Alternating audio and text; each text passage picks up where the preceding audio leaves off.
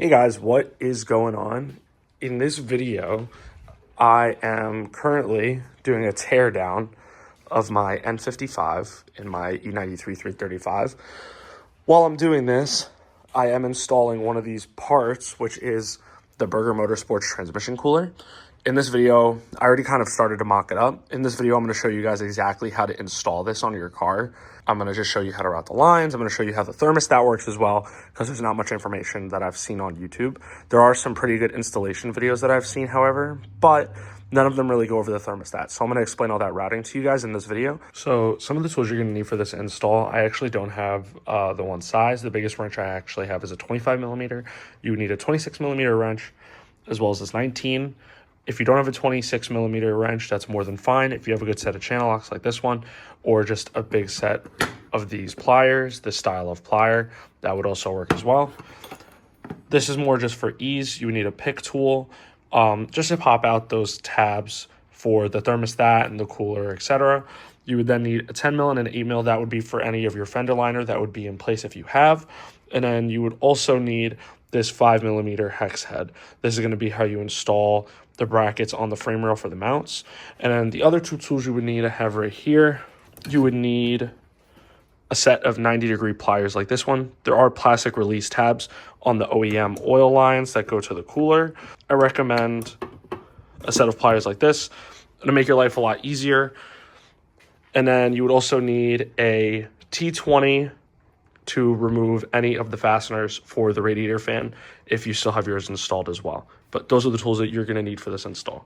So as I said, I'm taking the car apart, so there's a lot missing here. But you would typically have a piece of fender liner that would sit here. Come to the side so I can show you. So obviously it would mount here. There are its respective holes where it would fill in with 8 millimeter screws and 10 millimeter nuts. Like I said, you use the hex 5. There's this 2-piece bracket here. You can see where it's connected. And there's a threaded section on the back that these screws would thread into. And it clamps it down on the frame rail, as you can see. As well as mounting the actual cooler. And you can see where it mounts here on the bottom frame rail as well. Same deal. It's a nut on the back and an H5 on the front. But this is typically where you mount it. On the convertible, it can be a little more difficult just because there is a piece of bracing that comes across. I mounted this actually before I took the bracing off. And as you can see, I got the fitment pretty close. Those are the bars I'm referring to. If you guys were wondering, they mount in the middle and then they come across on both sides. So next I'm gonna show you guys how to put the lines together. So the biggest thing that you don't see a lot of people talking about would be how this thermostat actually mounts into the lines. I'm going to go over it briefly while it's set up like this, and I'll actually put it together and I'll show you guys once it's all completed. Basically, you're going to take these two curved fittings. Those are going to connect into the transmission cooler itself. Then these two straight fittings are going to go into the thicker section of this stubby fitting here. Then this skinny piece goes into the to cooler and the from cooler. Doesn't matter which way you do those two, you obviously can mix these up. It's not like there's a left and a right. They're both universal. They both do the same thing. Then from there, you take this skinny piece here with the O-ring of the snap fitting. The threaded piece goes into the in and out, and then this piece snaps into the OEM line. Now, as you guys can see, this is how you would set the lines up. The longer snap fittings, they go into the top part here of the thermostat. And then, like I said, the stubbier fittings go into the bottom section, let's say to and from cooler.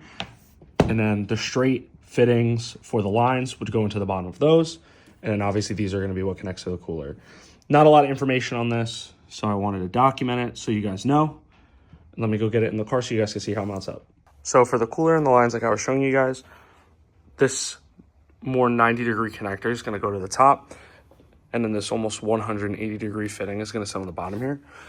Then you have these two snap pieces, like I told you. Those are going to go into the OEM oil lines, which are here and here. It also comes with two coolant bungs, so you could block off the two coolant hoses that go to the cooler.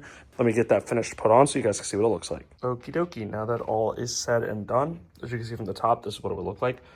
Obviously, there is usually a radiator support, so on and so forth. But that's what the thermostat would look like mounted. I do have it's set up like this. As you can see, like I told you, those two snap fittings go into the OEM oil lines that come to the transmission. Then the stubbier fittings here run to the actual cooler itself. Like I said, the 90-degree one goes up top, and then the more 180-degree one goes on the bottom. They are kind of hard to get threaded right away. You kind of have to work at it. Just be patient. Obviously, the lines do have some play in them. They are pretty stiff, but they are bendable. This is the final product. You are going to end up draining some transmission oil out of the system while you're doing this. So it's best to do this if you're doing some level of transmission maintenance. I would recommend doing a fluid flush, which I am doing anyway, because I'm pulling the engine and transmission out together, and then I'm going to service everything.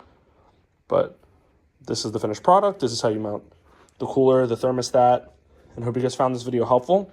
If you like this, drop a like, subscribe, and stay tuned. I might be posting some motor content as well. We are taking out this N55. I could go over the process of how to do that as well. Thank you guys again. Hope you guys enjoyed. Have a good day.